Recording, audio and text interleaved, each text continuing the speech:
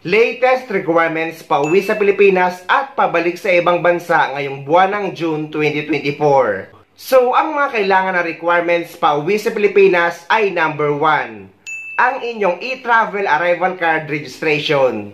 Number 2, ang inyong passport at ang inyong ticket pa rin. Sa mga OFW naman na manggagaling sa bansang Saudi Arabia ay meron silang tinatawag na exit re-entry visa, lalo na sa mga babalik pa sa parehong employer. Pero dito kasi sa United Arab Emirates at sa iba pang mga bansa ay wala naman tinatawag na ganong exit visa. Passport, ticket at e-travel arrival card lang ang kailangan kapag uuwi sa Pilipinas. May additional requirements lang para sa mga uuwing OFW na manggagaling sa lahat ng bansa kapag may employment changes. Kailangan ng Polo verified contract galing sa Polo office sa bansa kung saan sila nagtatrabaho. Kagaya ng mga OFW na number 1, nag-change employer. Number 2, nag-change job site. Number 3, nag-change company name kahit pareho pa rin ang owner. Number 4, nag-change position. Number 5, yung mga babae na nag-change ng marital status from single to married na napalitan ng apelyido sa visa, passport at kontrata.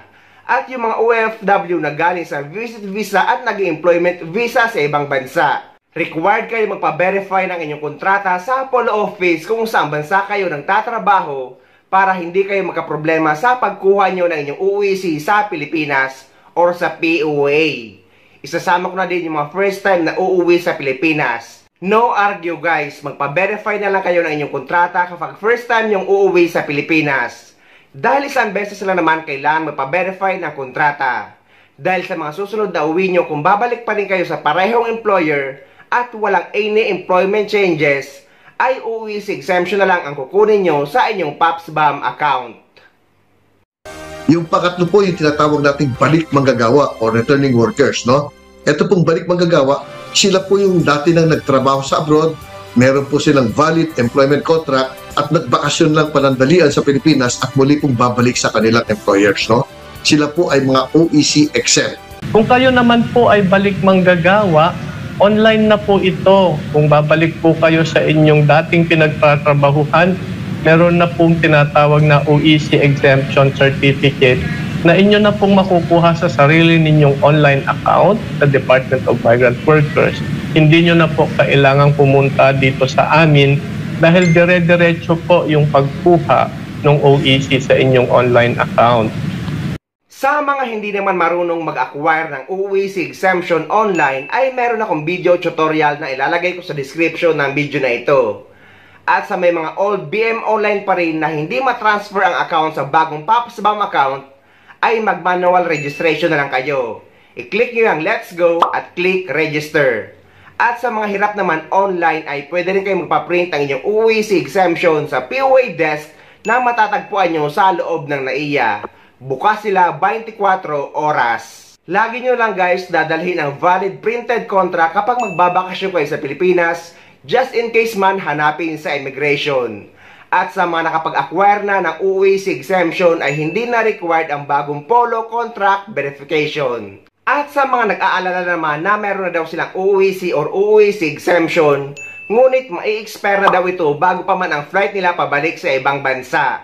Huwag kayo mag-alala guys dahil ang kailangan nyo lang gawin ay mag-reacquire ng panibagong OEC exemption after na ma-expire ito gamit ang inyong PAPSBAM account. At kagaya ng nasabi ko ay pwede kayong dumaan sa POA desk sa loob ng NAIA na bukas 24 oras at pwede kayong pa-reprint ang inyong OEC exemption sa kanila. Pumunta naman tayo sa mga requirements pabalik sa ibang bansa para sa mga documented OFW. Number 1, ang inyong e-travel departure card registration.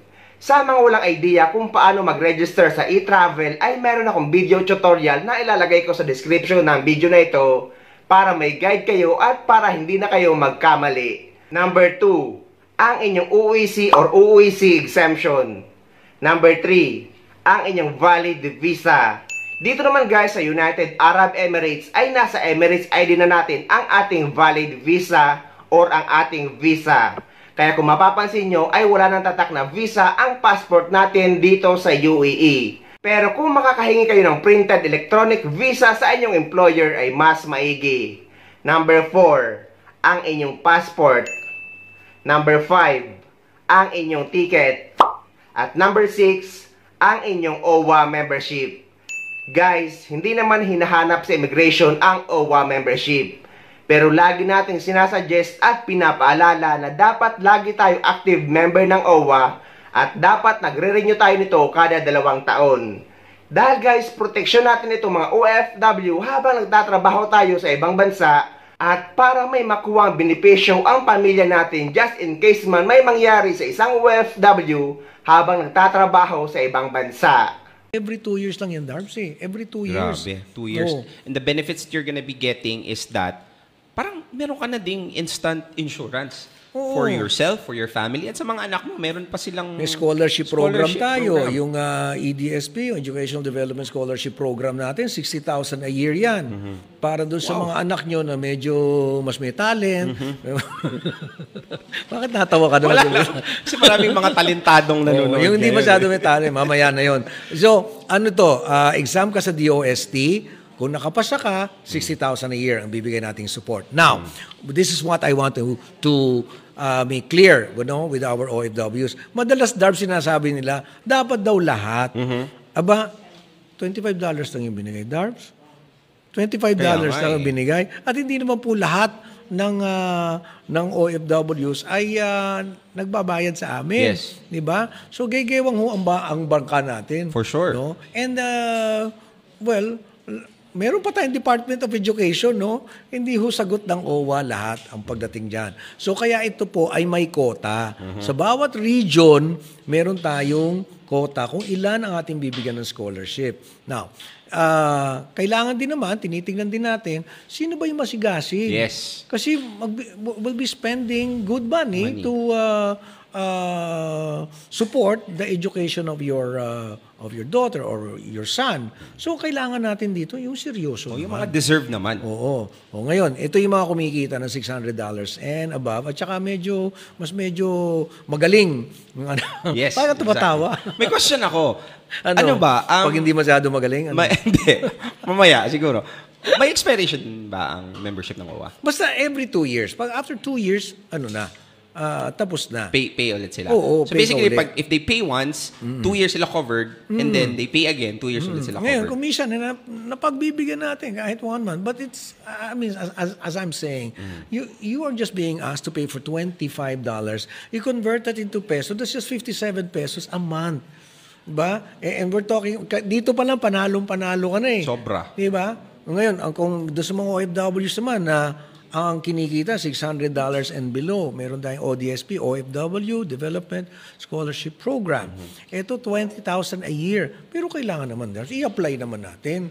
At wag nyo kumang inaaway. Pag hindi nakapasa, siyempre naman, hindi natin kayang lahat. And in-increase na natin itong ating ODSP na ito to 5,000 scholars a year.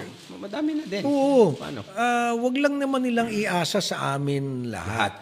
No? You have to apply and then nagbubukas ang slots niyan sa mga regional offices ng OWA. We have about 17 regional offices all over the country.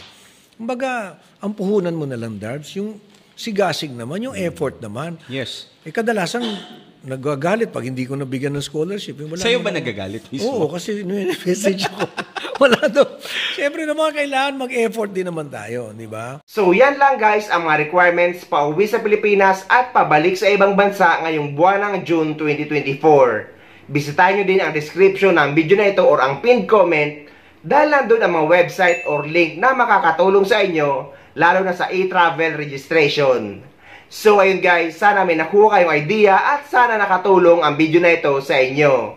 At sa mga hindi pa dyan nakasubscribe sa channel ko, please don't forget to subscribe my YouTube channel and please click the notification bell para lagi kayo updated sa mga upcoming videos na gagawin ko tungkol sa mga updates sa ating mga OFW. Mula dito sa Dubai, maraming salamat.